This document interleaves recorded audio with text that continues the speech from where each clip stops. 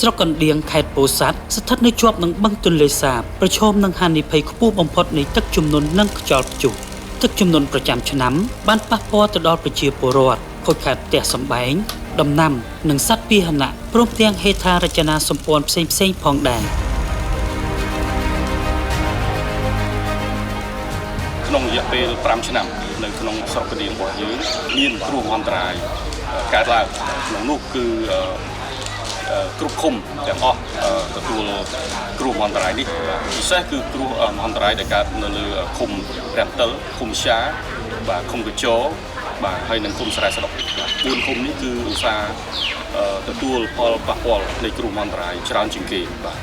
ក្នុងនោះជាទូទៅស្ថិតិទូទាំងស្រុកបាទគ្រោះមហន្តរាយដែលកើតឡើងកាលពីក្នុងកំឡុងពេល5ឆ្នាំនេះគឺមាន 65% បាទដែលធ្វើឲ្យខូចខាតផ្ទះសម្បែងរបស់ប្រជាពលរដ្ឋក៏ដូចជាហេដ្ឋារចនាសម្ព័ន្ធផ្លូវថ្នល់ហើយនិងប្រព័ន្ធធារាសាស្ត្រមួយចំនួនបងប្អូនប្រជាពលរដ្ឋរបស់យើងនៅតាមមូលដ្ឋានពិសេសគឺឃុំទាំង4នេះទាំងនោះគ្រួសារនាងខ្ញុំរស់នៅលើភូមិបណ្ដែតទឹកនៅរដូវវស្សាគ្រួសារនាងខ្ញុំបានជួបប្រទះទឹកជំនន់និងចោរកន្ត្រាក់ជាក់ស្ដែងនៅក្នុងឆ្នាំ2023ពេលដែលខ្ញុំក្លាប់ផ្ទះហើយ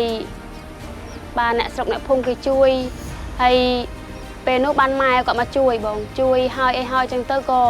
ច្រឡងដាក់ផ្ទះអ្នកជិតខាងហើយក៏សម្រាប់នៅគេមកយកព្រលឹមឡើងបានច្រឡងមកផ្ទះវិញមកជួយស្ដារផ្ទះស្ដារអីរកអ្នកស្រុកអ្នកភូមិគេជួយស្ដារ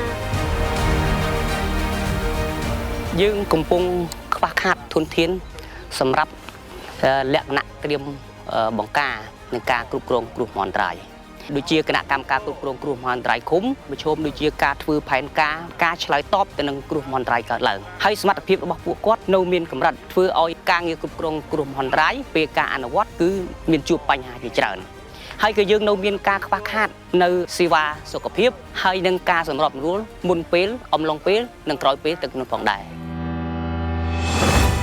ការកសាងភាពធន់របស់សហគមន៍នៅក្នុងប្រទេសកម្ពុជាគឺជាគម្រោងសាកល្បងរយៈពេល1ឆ្នាំវាត្រូវបានដាក់ឲ្យដំណើរការក្នុងខែកក្កដាឆ្នាំ2024ដោយផ្ដោតទៅលើឃុំរាំងទិលស្រែស្ដុកសៀនិងឃុំកញ្ជរស្រុកកណ្ដៀងខេត្តពោធិ៍សាត់ជាកន្លែងដែលសហគមន៍ងាយរងគ្រោះនិងប៉ះពាល់យ៉ាងខ្លាំងដោយទឹកជំនន់និងទឹកជំនន់រហ័សThe BRIC project was designed to respond to the identified gaps by strengthening the local disaster risk management committee's ability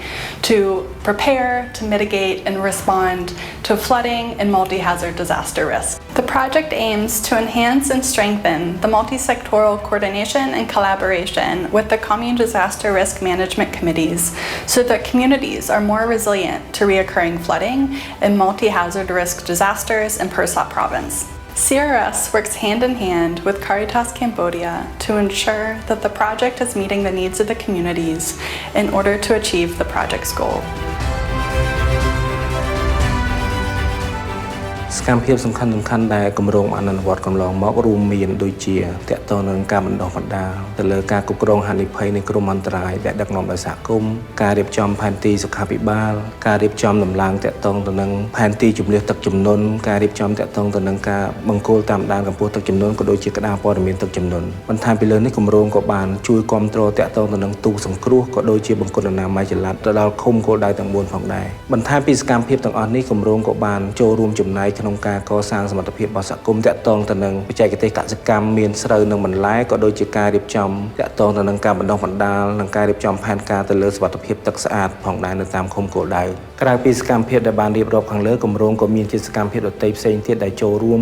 ចំណែកដើម្បីកសាងភាពធន់របស់សហគមន៍តាក់ទងទៅនឹងការត្រៀមបង្ការនិងការឆ្លើយតបទៅនឹងគ្រោះមហន្តរាយទឹកជំនន់ដែលកើតឡើងនៅក្នុងសហគមន៍របស់ពួកគាត់ផងដែរ